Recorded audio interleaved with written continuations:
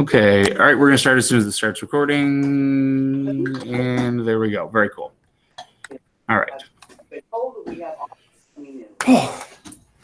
So, yay for converting leads. And this is gonna be weird because normally I'm looking at them, like I make sure to like look down at the Google Meet people, and I don't really need to because they're just on audio, so they'll just be hearing my fantastic, fun voice. Okay. All right, so we're going to talk about from start to finish. I know this is a topic that you guys are already fairly awesome at, but hopefully we'll be able to all help each other out here a little bit. So I'll be looking for help as much as giving it today. As we've said before, the more I know, the more I find out I don't know. So we'll talk about winning the initial conversation, understanding human connection, setting a goal for each conversation, and having a follow-up goal. Setting, conducting, and converting appointments, and then understanding, I guess, why lead follow-up is actually important, and then automating and making follow-up consistent, and not killing leads and reviving old leads. So the first question I start off with is, when we think of a lead or prospect, like for you guys, what kind of pops to mind? The Opcity ones. Online is there how do you view a lead? Like when you think lead, what's the view that comes to mind of when you hear, okay, this is a lead or this is a prospect? Potential. Okay. Yeah. Referred lead versus an internet lead. Like a real one versus yeah. So like I always kind of like thought of it like the fishing, like the prospecting. It was the reason I asked that is, at least in my head, it becomes it's almost like a disembodied thing. I don't think of a lead as, oh, this is just another human being that I have their information who needs help. It's when I get into, oh, it's lead follow-up. It's, oh, okay, well, I have these, especially if I haven't met them in person. It's, oh, these names in this database with the phone number, that it becomes a little bit disconnected for me.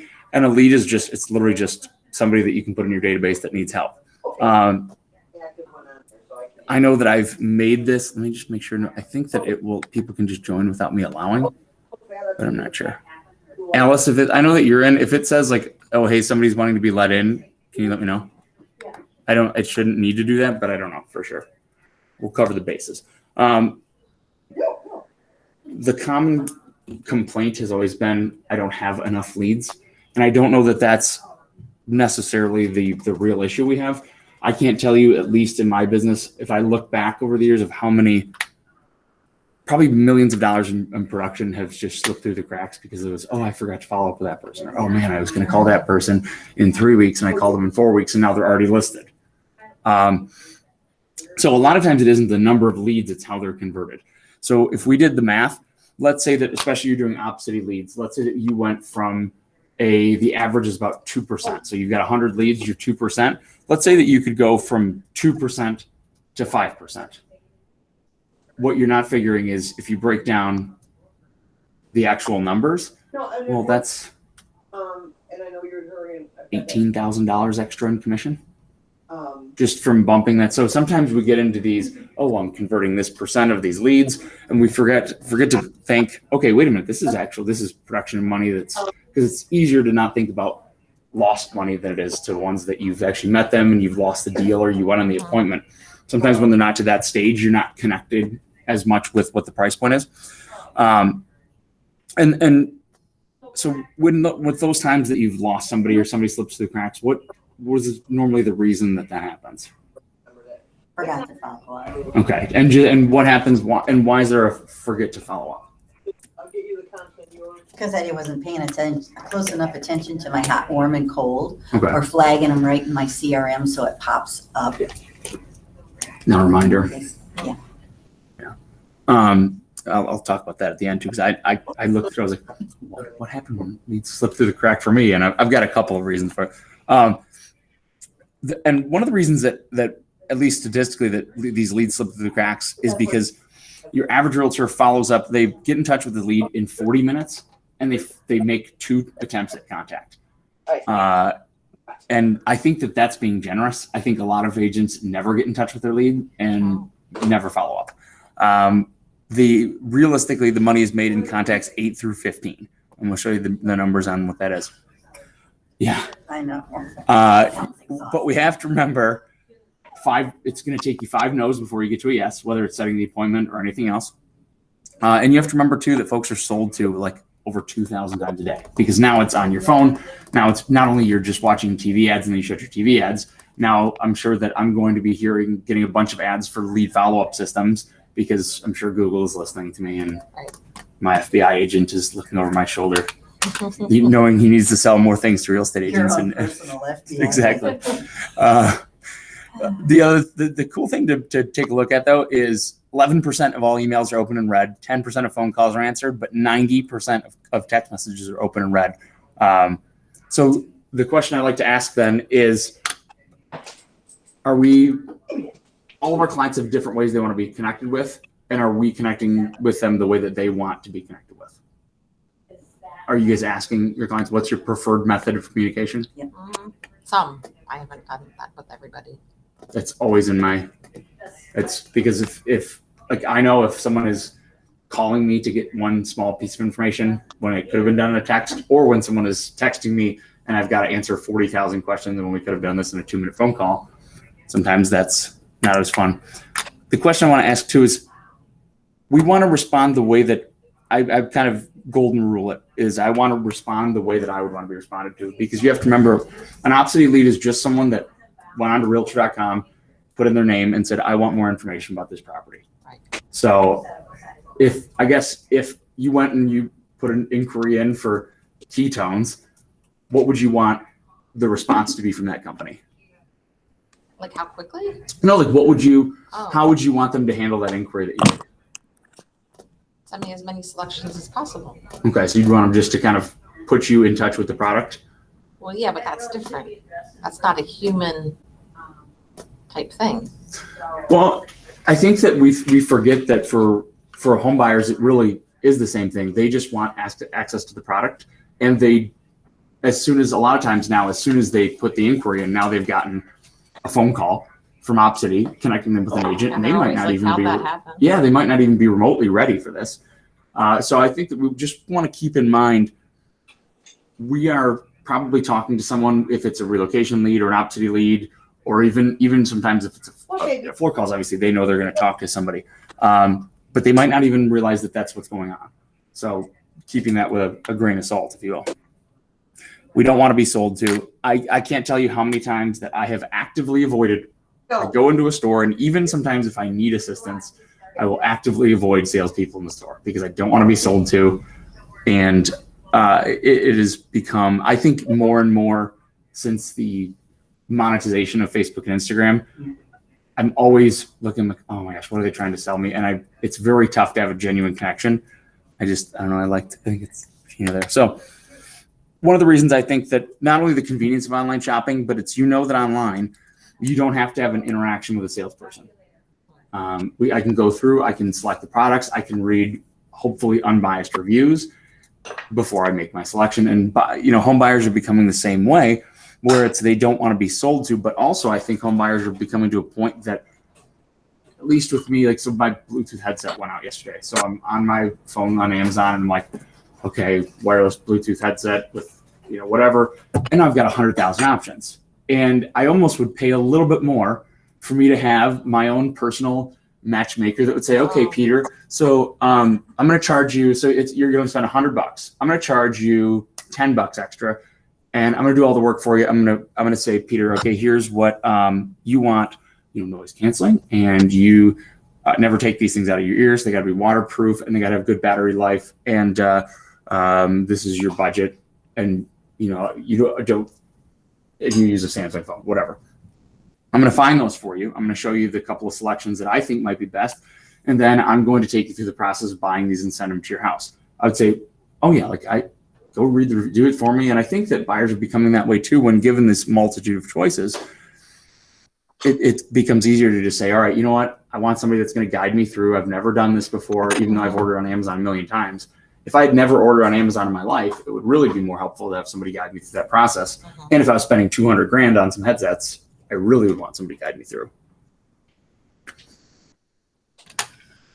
So the philosophy is always don't chase, but attract. And again, I said, if someone reached out to me and called me and said, you know what, you are not having a guide for your Bluetooth headset, I'd say, well, I don't need your help. But if there was that option available that someone was on YouTube and they had this base of knowledge and they were providing me with all this value, I'd say, well, oh, you know what? I'm willing to pay for that service. I've said it a million times before I hired actually both of my coaches, I'd consumed probably hundreds of hours of free content. They led with value, and that's what brought me the business. They attracted it in. So when we're coming from a place of contribution, that's just more generally, but we'll see how that kind of comes into play here. So our initial conversation is going to be really very similar, whether it's just a cold referral lead, whether it's an online Opcity, Realtor.com, Zillow, what have you, whether it's a relocation buyer, because some of those now, if you're seeing like Cardis, HES, Project Connect, those are basically internet leads too. Or even if it's at an open house, this is a very applicable across kind of all cold interactions. The first thing is we get complaints a lot about what a bad lead is. And it's a lot of times it's not understanding what that lead is supposed to be.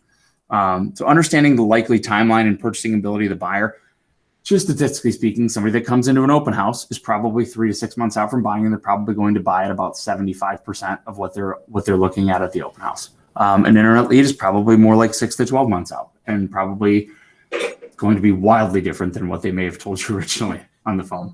But the thing we need to do first is establish the human connection. Again, we need to disconnect this is a lead from this is a real human being who's got a need. And we also may need to understand that this also may be someone who may have had 3 glasses of wine at 2 a.m. and popped on Realtor.com and said, I want more information about that house, and forgot about it the next day. You never know. So like we said, they may be surprised somebody's reaching out. I also like to remember that they're probably not going to buy this particular one. So keep the conversation based around the client and not on the house. So also we want to know the goal of so if you get an online lead or you get an Opcity conversation, you're guaranteed to talk to them. What's the goal for that conversation for you? For me, to get their email and get them set up on a MLS thing, and when can we start, when you want to start looking at houses. Okay, so it's to get them to, we'll call it to a search or to a process and now I've been start. saying, if you start to favorite them, I'll see that those are the ones you want. I'll call you and we'll set up appointments. Right, and that's definitely the right philosophy to have. It isn't that our goal is or if I'm sitting in an open house, my goal is probably not with someone that walks in to get them to put an offer on that particular house. It's probably not the case. With an Opcity lead that's on 123 Main Street, it's probably not to sell them 123 Main Street, right? It's to either get the appointment or to set us up for the next interaction. So if we keep the focus of the conversation on, okay, I know that all I need to do is get to the next interaction, we're going to really improve, especially when it comes to floor calls, because floor calls, Opcity, you have their information.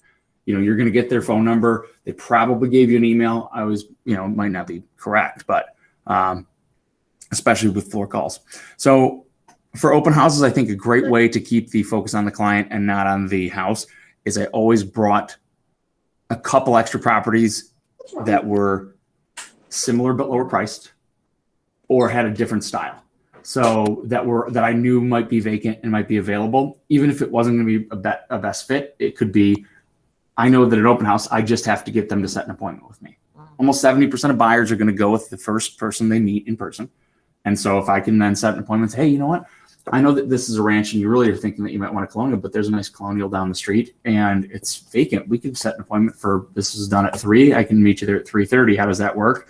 Now I've got another face-to-face with them.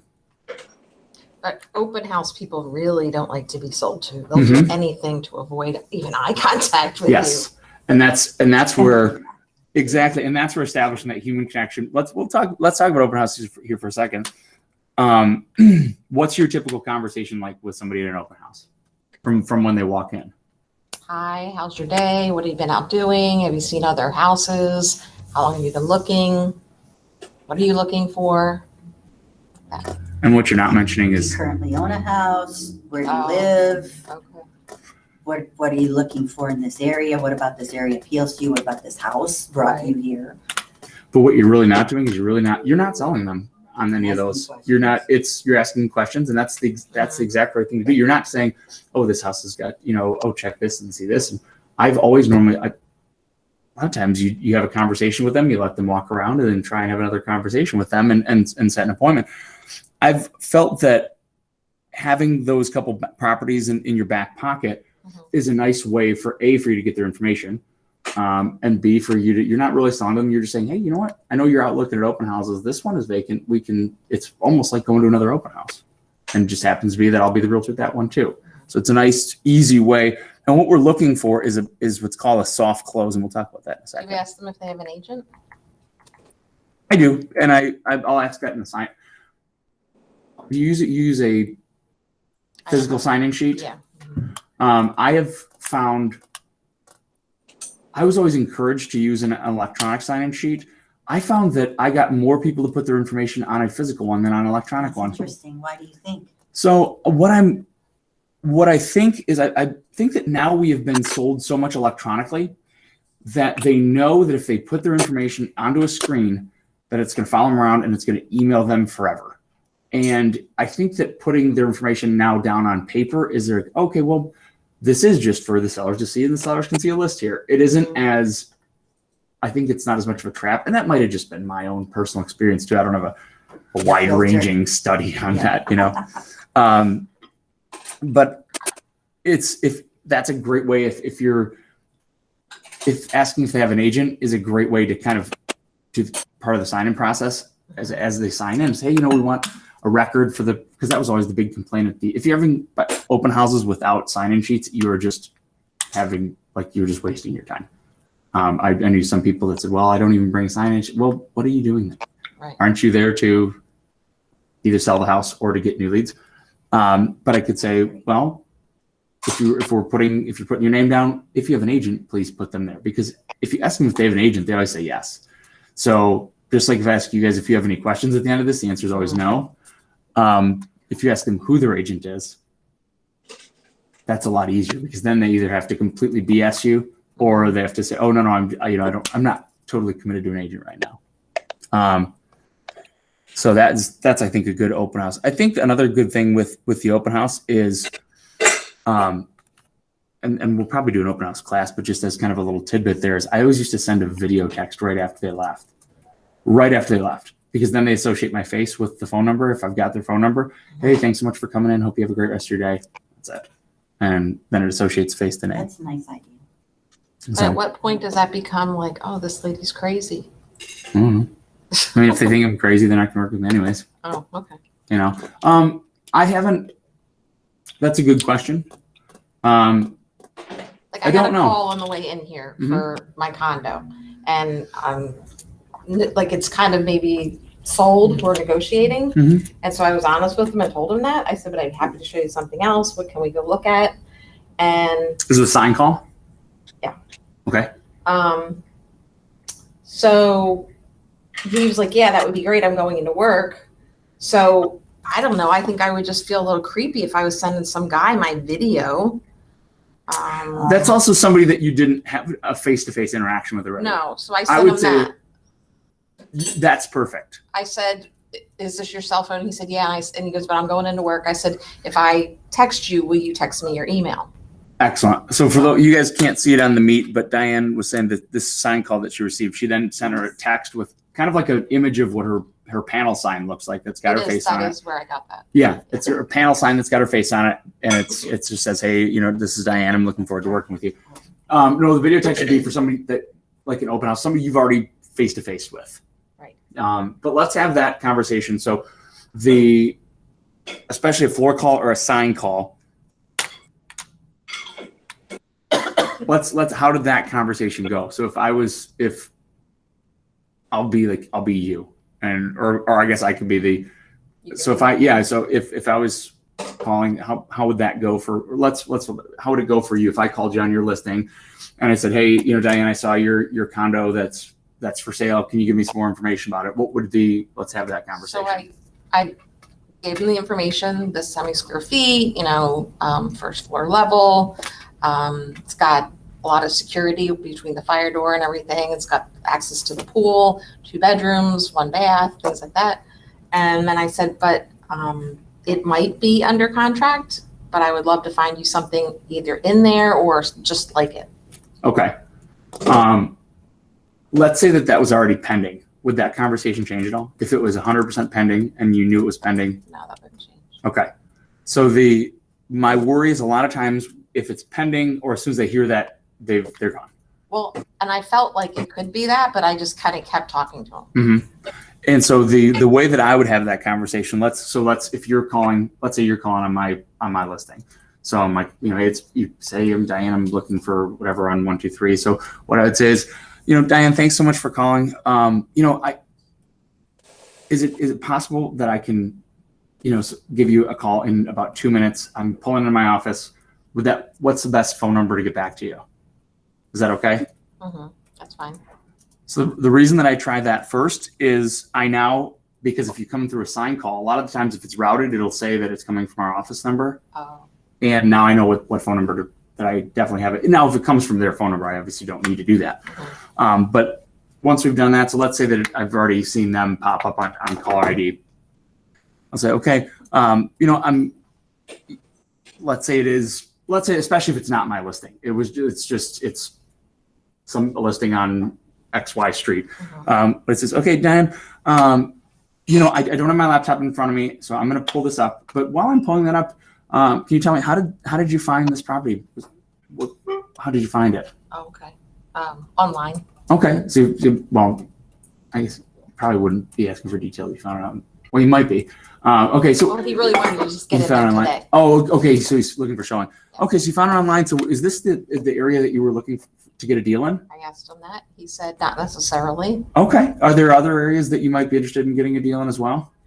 General area like Macomb. Okay.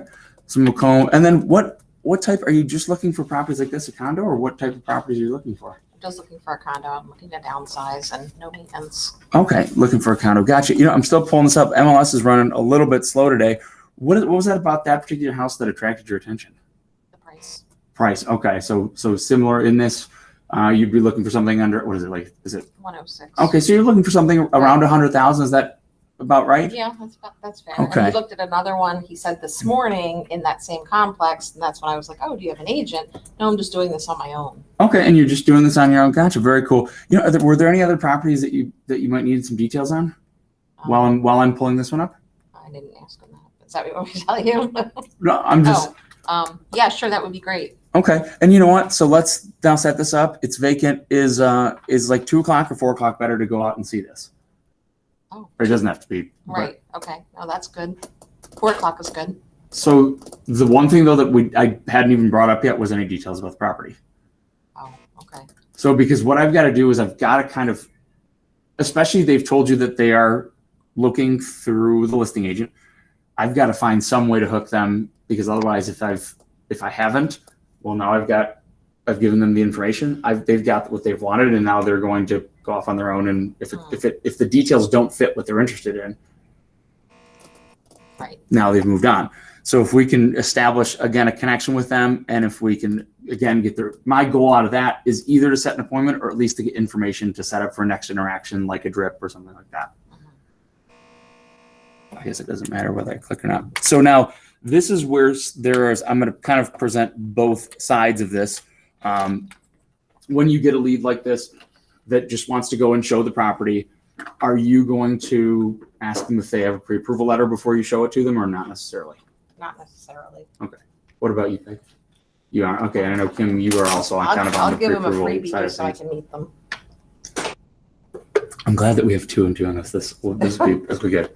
So, You do or don't? Most of the time, well, okay, that's not my thing anymore to Right. show Right. houses, and Yeah. I usually show houses to people I know, but right. I I should have. I qualified that. would have said, I would prefer to always get the pre-qualify, but I see a reason, if the house is closed and it's convenient and I'm not doing anything else, Mhm. then I'll go meet them because it's a potential Right. business. Yeah. So it's not a right or wrong, Mhm. but you do spin your wheels a lot Right. with that type of thing, which I think you're probably finding out. Mhm. You know, you're just though now you're putting a lot of things in your funnel, trying to, you know, get your income to be consistent. And when you feel more confident about that, you'll start guarding your time because Mhm. you no longer have the time to do it. Right. And Kim and I are in a little bit different situation too. We're not running around with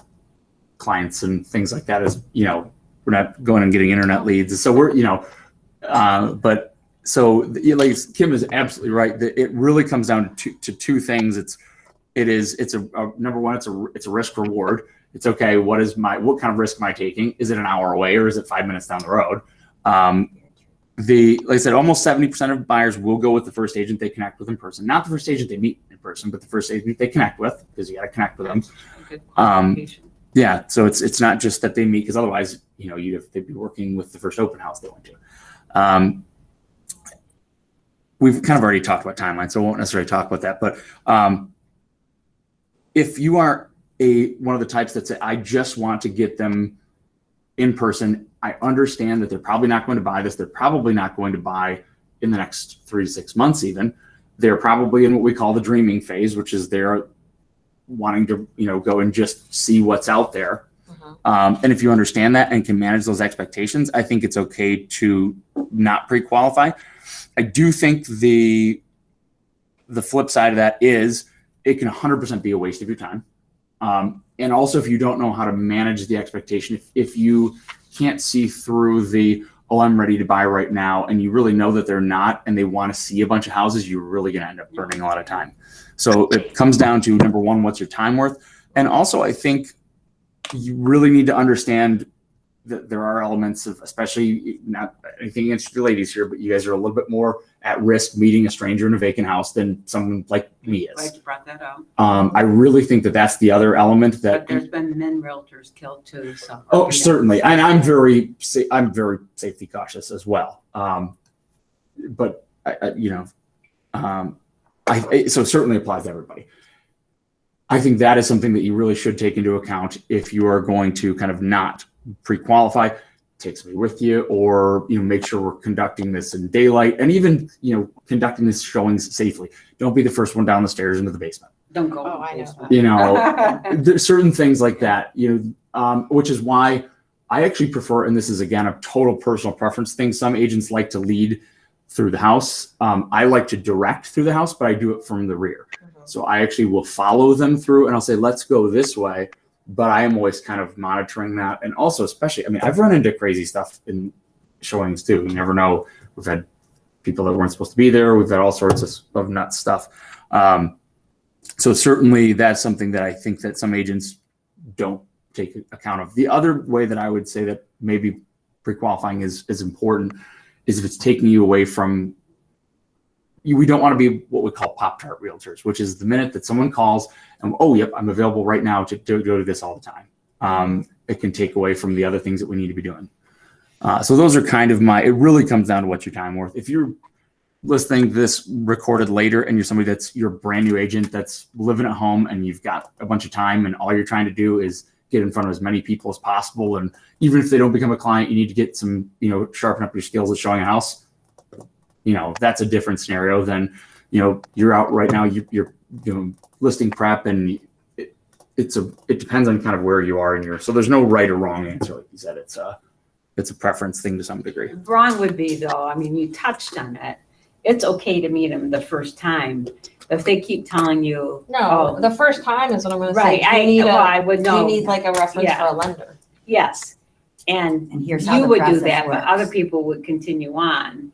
And I can tell you almost always, if you meet somebody and they refuse to get pre-qualified and they tell you that getting a mortgage is not going to be an a problem, it's almost always a problem. Yes, I 100% agree. My rule is you get one freebie and then we have a buyer consult. And if you're not going to do that, then you're getting, because at some point, there are what are the two things that we always hear from buyers are, number one is, well, buyers are liars, right? Which is true to some degree, but a lot of times not in the way that we think it is. It's not that they're actively, sometimes they just don't know what they don't know. Like for example, Lauren closed on a house that was like totally outside of all the parameters. Of the parameters. They thought they just didn't know. It wasn't they were actively lying to her. So that can happen, but also realtors can do a terrific job of being terrible at their jobs a lot of the times. So it's very common for agents, if you're showing someone 100 houses and they don't have a pre-approval letter, or we're showing like something's wrong, guys. You need to understand the people. You need to answer, ask the questions. And when you expect, if I'm going to, let's say that I get 2 water bottles and I get one of them for free and I paid for the other one, guess which one I'm probably going to value more? The one I paid for. So when we are not expecting anything of our buyers, it ends up devaluing us. So for me, I want a commitment. If I'm going to spend my time for free right now and my effort and my money, because it's not only my time, but I've got gas and all this other stuff, I want at least some sort of commitment from you. It doesn't have to be a big one, but I want something kind of in return. For the buyer contract. I would do that at the consult normally. Okay, so you go out, let's just say you do the freebie, you go out, you meet them. And do you do the consult on the spot? Or what is it that you do? So what I would request, so the way that I would conduct this point is what I'm trying to do is I'm trying for a soft close. So I'm trying for something that is just small enough that they have to give me something, but it doesn't have to be huge. Depending on how well I've connected, I normally try for the buyer consult at my office. That's what I'm really shooting for. If I can't get that, I will settle for kind of if we can do a little on the spot and I can gather enough to know that they're really serious, I might let the buyer consult at the office slide, but that would be like, hey, they've got a drop dead date that they've got to be out of their current house. They've already got a pre-approval. It would be a more rare scenario. I guess I would be very open to input. What are your thoughts on the kind of on the spot appointment versus shooting for the offsite? I've only ever done the on the spot. Okay. Never You had get them to anyone sign the come buyer in. contract at that point in time? No. That's the thing. I mean, John brought it up in the managers meeting, and I can be guilty of that too, because again, I deal with past customers and clients, and I shouldn't. I should have it done. And I think what's really happening is when we're doing our contracts, it's easier to just Do it all. do it all at once. Mhm. And then you may do a buyer's agency agreement, buyer contract 2 or 3 times with that same person, depending on how many offers you put in. And really, you should be sending that separately. That shouldn't be in your information that goes to the buyer's agent. Oh, right. Yes. But man, that's almost annoying. every, That's so annoying, like they send me all of their paper. Yeah, all their paperwork, because, I'm really technically or rightfully, you should be doing your buyer consultation, even if you do it on the phone and say, look, this is a contract, there's parameters. I'm going to send you this part so we get it out of the way. Whenever we are writing offers, I'll just put the proper documentation in. But, I see a lot of contracts that are signed the same day as the purchase agreement. But I know myself, if circumstances, I might have done that myself in 2 or 3. Now I really try to just separate that out. I'll tell them I'm going to send you the purchase agreement, but first I'm sending you the buyer contract if it's one of those situations, because that's not something we send to the other side. And then I have it separated out for whenever we do have a contract. But John brought it, and I think probably accounting is seeing that, why are all these agents waiting till they write a purchase agreement to have the buyer broker contract signed? And that's, the proper way to do that is your buyer contract should always be signed while you're working with them, because it sets the parameters. It's not just protecting. There's no backup on that, though. What do you mean there's no backup? If I say, hey, they went and used someone else and I had this contract, how am I fighting to get that money? Okay, that's one point. It's a valid point. I'm not going to argue that. Yes. But the other part of that contract is what you will and will not do for them. So, you have a potential for liability when you're out with them. And that contract sets the parameters for what your scope of obligations. So it's not just about commission. And so if, like I say, it's a contract, we have our seller sign a contract, and this is a buyer contract, and it sets forth the parameters of what I can and cannot do for you. And, And then you can say, in most times, the commission is paid by the offer of compensation, and explain it to them. But if they reject that, most people aren't, because now you've met them, you've talked to them, you've connected with them. They shouldn't really have a problem. Right. That's in our head, not their head.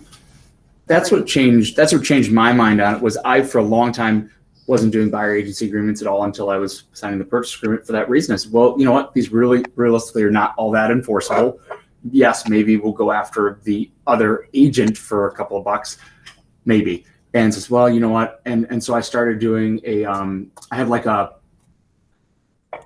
1-page, like, here's what I'm going to do for you, and here's kind of what I ask of you. And I now now I'm not really doing buyers, but now I would do both, where this was like I will do all these things, and here's what I ask of you. And it was things like, if you go to an open house, just let them know that I'm your agent. If you and then if you want to offer, let me know. If you are thinking about doing new construction, let me know so I can register you. If you're thinking about it for sale by owner, let me know and I'll take it. So kind of those things that we have buyers walk on. But that's what changed my mind about doing the agency agreements earlier. Is it is two parts. It isn't just the commission, but it is also this is the designation of agency. And so that's kind of, I obviously haven't had a buyer. Probably, I think that's what John said when my first meeting here kind of started to change my mind on that, and then some of my conversations with you.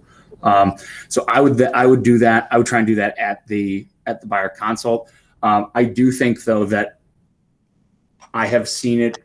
The most of the buyers that have walked away seem to be the ones that don't want to do a buyer consult. They say, oh, we kind of know how the process works. They don't want to have any sort of a commitment. And I do think that if you're going to be taking your time, especially if you're an experienced agent that's got some business, ask for it. They said it's a soft close. It's not, you're not saying, hey, come be my client. I phrase it as, we will go over not only, your search criteria, but also how the process works, some things that you might not be aware of. Not only, I'm finding a lot of lenders don't explain the actual breakdown of what closing costs are. Right. Although obviously we tell them I'm not a lender. This is just kind of for your information. And also those ancillary costs, so that you're not surprised when you have to pay $650 for an appraisal and $350 for an inspection, and then an additional $150 for or for a water test for your well, and then an additional $275 for septic, and this and this and this. So I let them know, even if you choose not to work with me, these are things that are going to be helpful in your search. So it's a little bit softer. It's not saying, hey, come be my client. I'm just selling them, sell the appointment, not your service at this point. And that's true whether it's the initial conversation or even one of those showings. You're just selling the value of the appointment. We've already kind of talked about setting the expectations that if you realize that that these people are not, don't keep showing them houses. I do want to understand though, if I can figure out from this first appointment, what's their pain point? Why are they moving? And do they have an established timeline? If it's just, I own my own home and I'll just kind of move when the right thing comes along, that's a lot different than I'm moving out, I'm getting married in 6 months, and I'm moving out in 2 months. I need to be in a place or I'm going to be homeless. Well, I'm going to treat those two scenarios differently. So do you guys have a follow-up plan? Is there a specified Follow up to the appointment? To either the appointment or to normally with the appointment, our goal is, again, hang on, I'll see the funnel here. Our goal is we're doing the activities. The activity might be an online lead coming in, whatever. Those produce leads. The lead, our entire goal with the lead is to take them to, if it was on the TV, I could point at it, to appointments made. That's our entire goal, is to set an appointment. Our entire goal by setting the appointment is to conduct it. And then our whole goal of that actual appointment, listing consult or buyer consult, is to get them to be one of our clients. And then once they're our client, the goal is to get them into escrow or pending. So, if we have a follow-up after the appointment, I do have a separate follow-up plan. If yes, there should be a plan after the appointment, or if you don't get the appointment. So if you have the appointment and they don't become your client at that time, should there be a follow-up plan for them? Yeah. Should that be different for if they, obviously if they're your client, you don't need a follow-up plan. Mhm. But do you have anything that's specific, even if it's, I know that I reach out to them in kind of these time intervals, anything like that? Okay. I'm not very analytical. I'm just kind of like, do it. Okay, so, how hard would it be to put them in a drip campaign and When you back say at a you? drip, do you mean on the MLS or a CRM? Or I both. mean, like go to back at you and Oh, set up a series of, emails. well, I have to learn how to do all that first. Stina knows There's how a, to on do the, it. on the Clarkson training YouTube, there's a click by click of how you Oh. put your contacts into a, Okay. but I Yeah, can show it's you. not that hard, Diane, and you could create a campaign for people I meet Mhm. and then add, I'm pretty sure you can do this. Yeah. Create the campaign, so you meet, Jack at you just put him in that campaign. Mhm. So you can preset your campaigns to where it's not always a pain point for you, Okay. as you, Not only gather that, some of these people. not only that, but I am going to be creating for you guys a specific online lead follow-up email campaign that will be all done for you. And all you will need to do is add them to Clarkston online lead email campaign. Boom. And that will be all you have to do. Oh, that's awesome. That's wonderful. Yeah. So that'll Are be you cool. doing that through back at you? Yep. I'm going to do it through back at you because I had it in my old CRM and I kept, when I ditched my old CRM, I kept all of the scripts and everything and I exported them all. So I have them all in Mhm. a folder, which I could actually share all that too. So that, that makes it much easier for you to Mhm. do it. You don't have to really think about it. It's kind of tried and Mhm. true. Do you- And something is better than nothing. I was gonna say, do you send out any emails to everybody like that home? No, I have been terrible with all of that. Okay. Well, we're going to get you rolling on that because that'll help. If I don't know how to do it, then I kind of avoid it. And, Okay, yeah, just know, we've got Peter here to help now Mm-hmm. too, but Stina knows how. She's probably rusty because nobody ever asked her to do that. Mhm. She learned it. Really rusty. That's right. Old rusty I can Stina. help you, Stina, too. I took her help a lot more when I was on floor. I Well, and know, that's the I thing, know. you guys aren't sitting up there, and she was always good at asking people, Right. do you have this, do you have that? But now that, people I are wouldn't hate it if floor was like another mandatory thing, or like if you want to be on the floor schedule, this is when you have to be there. We have that. It's a Google Calendar. No, that's a voluntary thing. What do you it's mean? the same Hasn't it difference. always I been mean, I know, but I Well, don't it's- take the time to go and do that. I'm better being told, hey, you have to be here this day. Oh, We can make So we- that happen. yeah. Yeah. Peg can tell you. We Alice, can't really you say make like it you happen. have to be. Yeah. Well, that's how it used to be. I know, but Carol used to do it, and she got people used to being able to leave a note in her box and Right. she did all this hoopla around people's schedule. I'm Right. not willing to do I that. get that. Yeah. And so all you have to do is click on that link and put your name in it.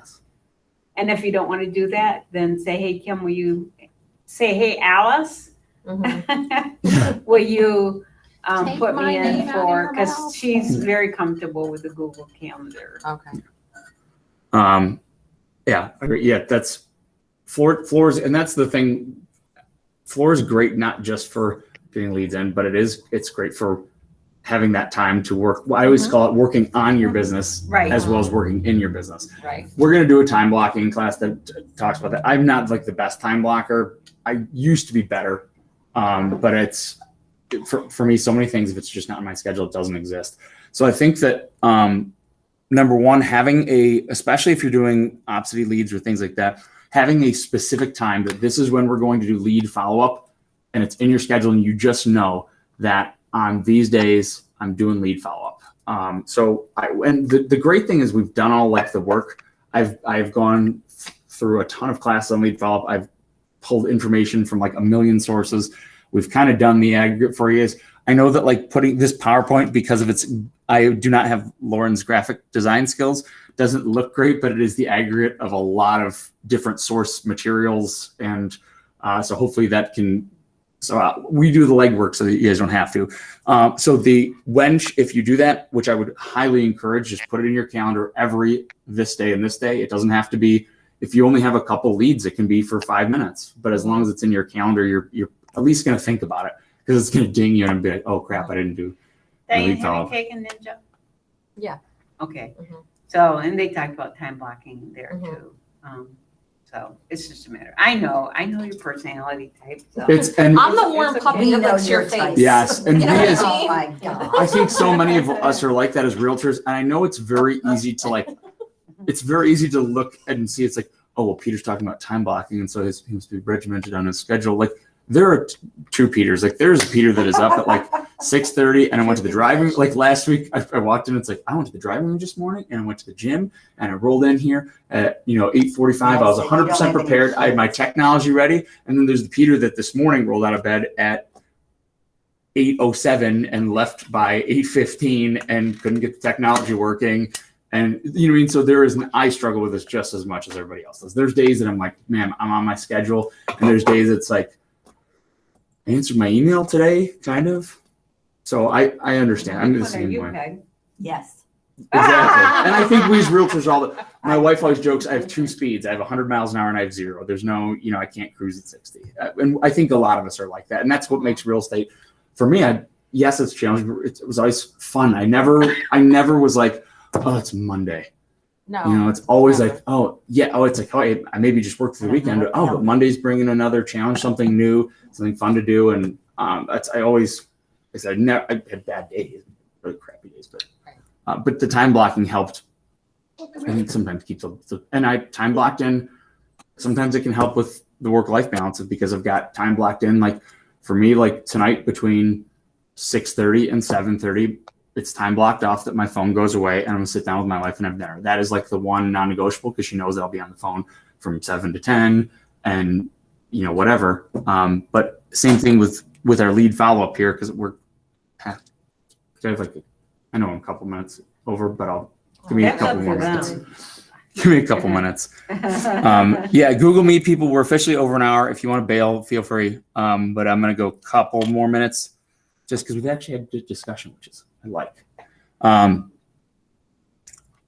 Easy. So if you're going to do lead follow, and this is not saying that you shouldn't do it every day, but my thought is you hit them if you get an internet lead in or a reload lead in or a floor call in, hit them twice that first, I guess the floor call, you've already made live contact, but if you haven't made live contact, 2 times the first day, once a day for 7 days, twice a week for 7 weeks, and then once a week until they die or buy.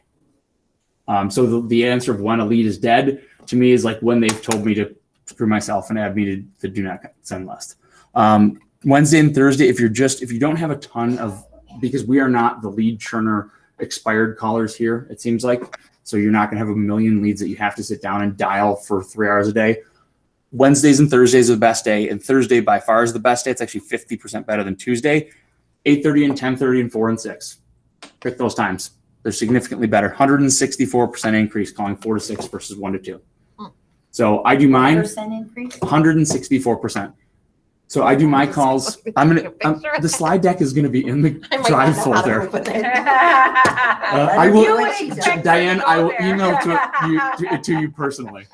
Yeah, if anyone wants me to email slide decks to them, I will just send it out as well as doing the drive link. I'll send like a PDF version. So this comes from Harvard Business Review study. So and then a couple other sources too. You got to remember too that. So I tend to do mine. I do mine in the car because if I'm not listening to like an audiobook, so on the way in, I would do lead follow up, and then on my way home, I'd normally do lead follow up. So that's because also now it's like, okay, I've got a from home, I had an hour and 5 minute drive.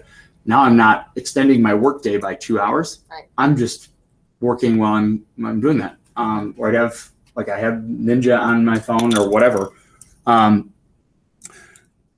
If it's an internet lead or a lead that comes in, within 5 minutes, you will increase your contact rate by 900%. So if you get in touch with them in 5 minutes, which is why Optity wants a direct line, it's why Relocation wants you to dial 5. I will say from a recruiting point, every once in a while I'll get a recruiting lead through the system. and I will call immediately. Mhm. And the person is usually shocked. Mhm. I mean, they're still on the Right. web, and I will get that interview. I don't always get the person, but I get the interview, and that's really what counts. Yeah, and the And numbers. same principle for. Oh, absolutely. And the numbers flesh that out. Because for every minute after 5 minutes decreases your contact rate by 10 times per minute. So there is a tenfold decrease in your likelihood of contacting them every minute after 5 minutes, which means if it's been an hour, you don't have a very good shot. If it's been 24 hours, there's no chance. For the leads that were called more than 6 times, their contact rate increased by 90%. So just know that you got to get to that 6 mark, and you'll be good. So that's kind of the when. Let's do the real quick, the how, and then we'll do the what. Or no, we'll do the what. I'm just gonna blow really through this. So when we're following up, it can be text, it can be emails, it can be phone calls, it can be social. I would absolutely, any internet lead, go on and add other social stuff. But I would hit them through a multitude of channels. And my goal for what I'm sending to them, especially through email, is if it's not great content, don't send it. If I wouldn't want to see it, don't send it to them. We're looking to either educate, entertain, or inspire.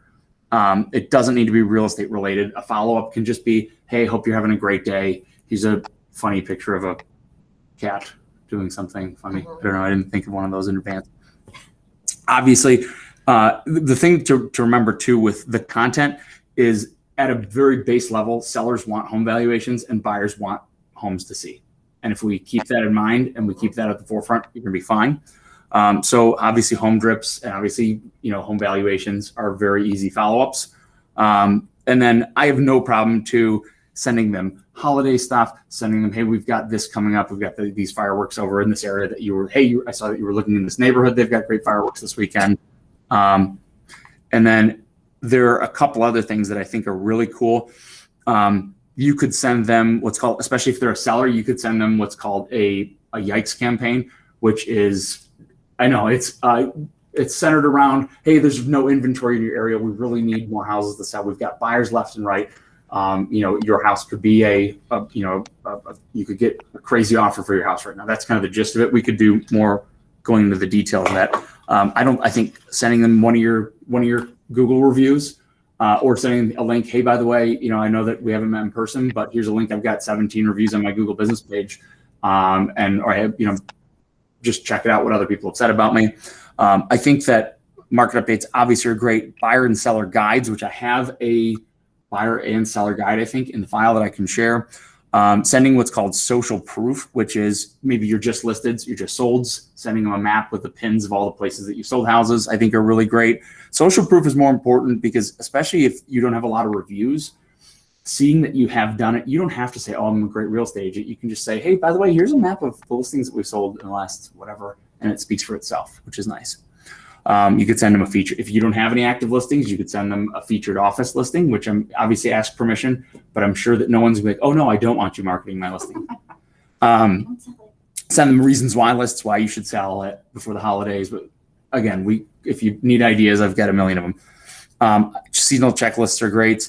Service differentiators are great, which are, hey, by the way, just so you know, we do this that the competition doesn't do. We do drone photography that the competition doesn't do. And what we call success insights, which are not just a social proof. It's not just a just listed, but it's a, hey, 123 Main Street just sold, or Peg's listing on Wealthy. It just sold for, what was it, 25 over, mm-hmm. 25,000 over. And here's how that happened. It received 3 offers that resulted from 14 showings, that resulted from this many online views, that resulted from this marketing that we did, and kind of walking backwards that process. And then local business stuff is great too. The best of lists, coupon books, all that's good. A real quick how, we already kind of did appointment setting tips, which is good. Automate when you can. If you are doing everything by hand and you're sending every email by hand, your lead follow-up is going to consume your entire life. So Back At You and Prospect Square are great tools. Again, if you need help with them, we can show you exactly how to do that.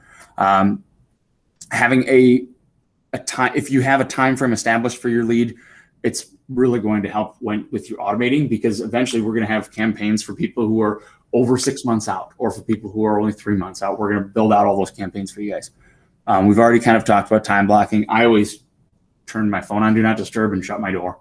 That whatever works for you. But also, there's a lot of cool tools. Back At You has a mass texting tool where you can text from Back At You. If let's say that you don't want someone telling your personal cell phone number to pound sand, you can text them from Back At You.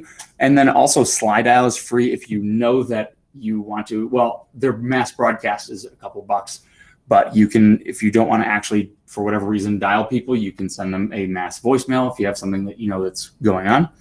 And then tools like BombBomb. I can tell you about BombBomb if you want to know about emailing videos. So we already kind of talked about appointment setting tips. Oh, this is a good one. Number one, follow up in half the time that you said you were going to. You said you were going to follow up in 2 months, follow up in 1. I can't tell you how many times that it's happened that we follow up and it's like, oh, I'm thinking about selling in 6 months. And you talk to them in 6 months. Oh, I sold a month ago. And then if you're confirming the appointment, the confirmation, I think I've mentioned this before, it's never, oh, does 9 o'clock still work for us to meet? It's always, hey, Mr. and Mrs. Seller, Mr. and Mrs. Buyer, just wanted to confirm our 9 o'clock appointment at 123 Main Street. Look forward to meeting you. So, and here's the other thing too. What stopped us from doing the follow-up from, I know that we said we just forget. Sometimes I know for me, I just didn't want to pick up the phone that day. We've already kind of talked about why we sometimes think bad leads are bad leads. It's mostly because we don't understand what that lead really is. No. Not making the time. I have had it happen where I'm like, oh, you know what? That lead's too far gone. I didn't talk to him, and it was, oh boy, it was. I said it was going to be a week, and now it's been 3, and now I could be embarrassed to go back and call him. My manager said, forget it if they get older than 24 hours. So I didn't say forget it. I said your chances of contacting them went down. Not that you shouldn't contact them. Right. Mm-hmm. Yeah. I was going to say, I don't recall the manager saying that. But No, I just brought up it's over 24 hours. Yes, still call them even if it's been 24 hours. Always becoming too busy is a big one. And a lot of it is not just having the system in place. Like I said, when you don't know the system, you're not going to use one. So having that system in place is really important. That's what we're here to help you guys with. And having your own system. You don't have to. Mm-hmm. You don't have to do it somebody else's way. Exactly. You got to do what works for you. Some direction. Yeah, we're here to provide That's direction. what I'm saying, though. I don't want you. Sometimes, Right. like if Peter's style isn't your style, Right. then you'll resist it. So do the things you're willing to do. I think time will teach you. At some point in time, like I said earlier, you're not going to take the calls without, really qualifying them or qualifying questions. But that becomes a function of doing a lot of business, and your time now becomes more limited that you can give to other people. So, like have a basic plan and a thing that you stick to, and you'll add things as you, I don't want to say get better, but as you get more business and your time becomes less, then. I also don't want to say, well, your time is only then really important if you have a ton of business, because it could also be that, I want to sell $1 million in real estate this year, but I also want to spend a ton of time with my family. Well, So it might also be that these aren't worth it to you because it isn't as important to you. Yeah, exactly. I just wanted to make sure that especially if someone's watching this later and they're like, well, I should run around. It's not always that your time is only valuable if it's because you're doing a ton of business.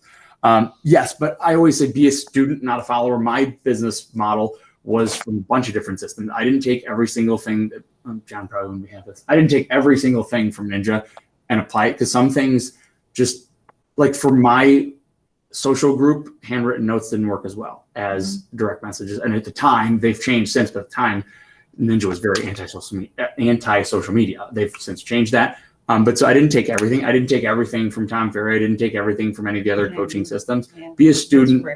of a bunch of them. And some people are like, oh, just follow the system.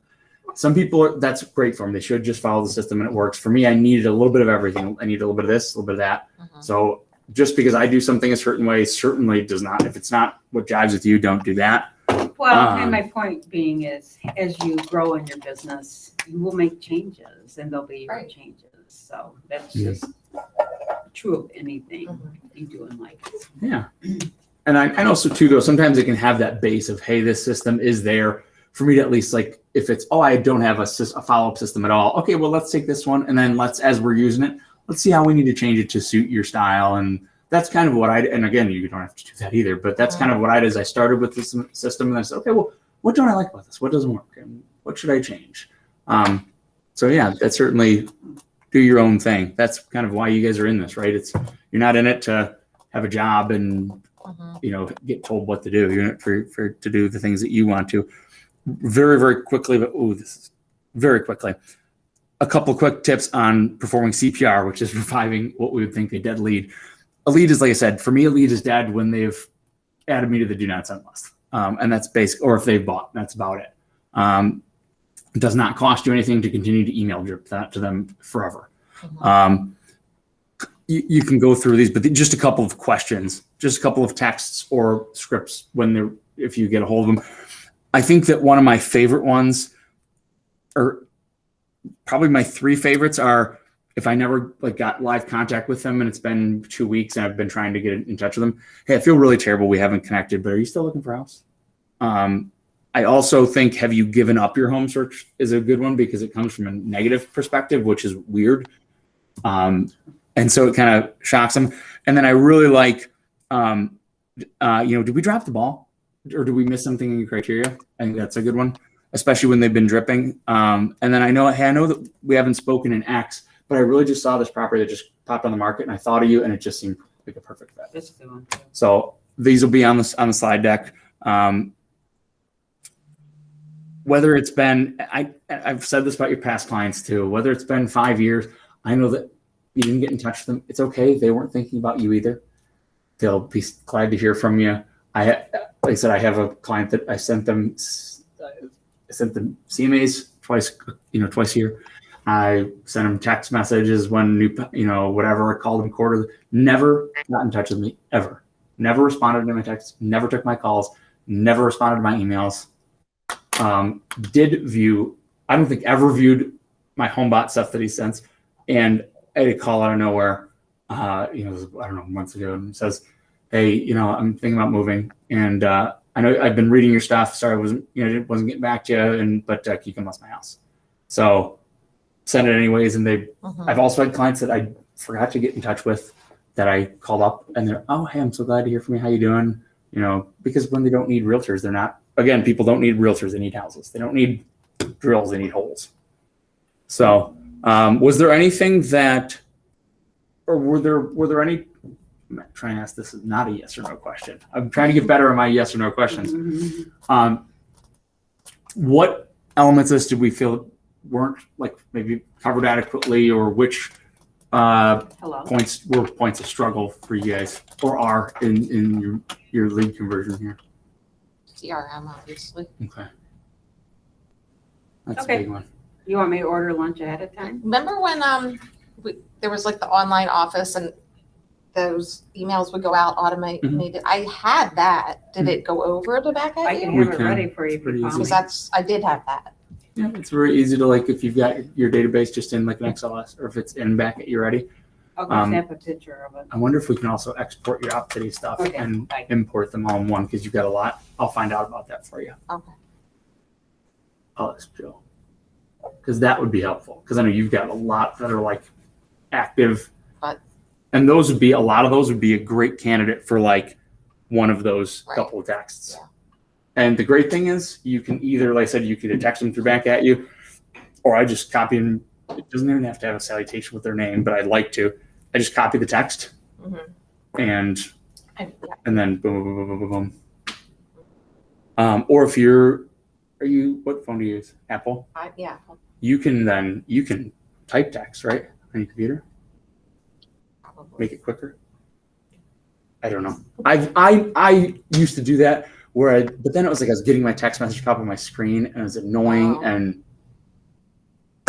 so you can, I did for a while and then I didn't. All right. Okay. So Google Meet people, thanks for being here. We're going to end this. If you have questions, or if I'm going to send this, because apparently the Google Drive file is not as solid, I'm going to send it out to everybody. So, all right. Thanks for joining us. We'll see you later. Stop recording.